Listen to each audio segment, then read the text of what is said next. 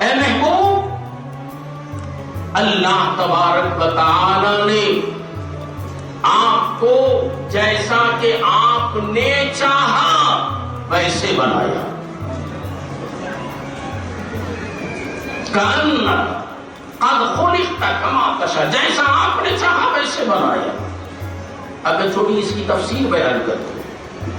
ویسے خالق کائنات نے مجھے اور آپ کو بھی پیدا فرمایا جی، کسی کو کالا بنا دیا، کسی کو گورا بنا دیا، کسی کو لمبا کر دیا، کسی کا قد پست کر دیا، جیسا رب نے چاہا ویسا بنایا۔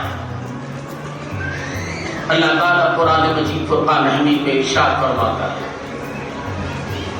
هو الذي يصوركم في الأرحام كيف يشاء،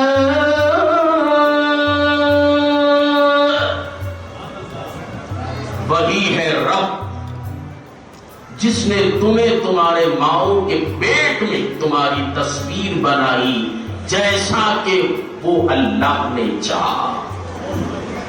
خدا نے اپنی مرضی سے ہمیں بنایا، مگر اس آیت کو هو الذی یصورکم فی الارحام کیف یشاء کو سامنے رکھو، کأنک قد خلقت کما تشاء کو سامنے رکھو۔ وہاں تشاء ہے، یہاں یشاء ہے، دو نقطے نیچے آ گئے تو حکم کیا ہوا؟ جیسا کہ میں نے چاہا ویسا بنا دیا۔ دو نقطے اوپر آ گئے تو کیا مانا ہوا؟ جیسا کہ آپ نے چاہا ویسا بنا دیا۔ میرے محبوب کی مرضی کے مطابق رب نے مصطفیٰ کو بنایا تو محبوب کب چاہا کہ میرے اندر کوئی عیب رکھا جائے؟ تو معلوم ہوا اللہ تبارک و تعالی نے اپنے پیارے محبوب محمد رسول اللہ صلی اللہ علیہ وسلم کو جیسا کہ مصطفیٰ نے چاہا ویسا بنایا۔ میرے مصطفیٰ بے عیب ہے جیسا خدا بے عیب ہے۔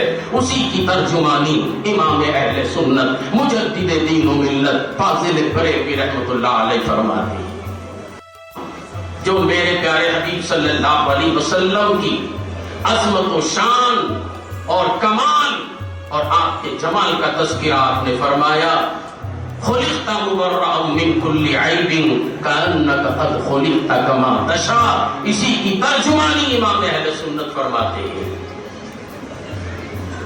وہ کمال حسن حضور ہے کہ گمان